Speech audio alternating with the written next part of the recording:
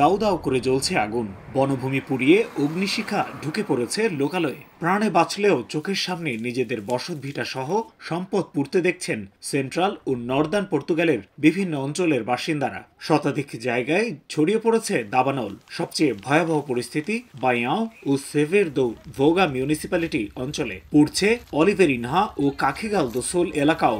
Aveiro জেলার বেশ কিছু আগুন এখনও বেড়েই চলেছে, তবে নিয়ন্ত্রণে আনা গেছে কোইম্ব্রা জেলার কয়েকটি দাবানল। আগুন নিয়ন্ত্রণে কাজ করছে কয়েক হাজার দমকল কর্মী। অত্যাধুনিক অগ্নি নির্বাপক যানবাহন, হেলিকপ্টার ব্যবহার করেও নিয়ন্ত্রণে আনা যাচ্ছে না আগুন। ছড়িয়ে পড়েছে আবাসিক এলাকাতেও, তাই নিরাপদ আশ্রয়ে সরিয়ে নেওয়া হয়েছে স্থানীয় বাসিন্দাদের। বন্ধ রাখা হয়েছে স্থানীয় শিক্ষা প্রতিষ্ঠান সহ রাস্তাঘাট।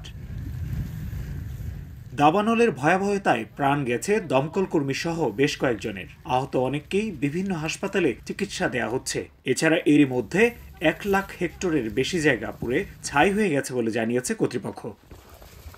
তারিকুল হাসান আশিক, সময় সংবাদ, পর্তুগাল।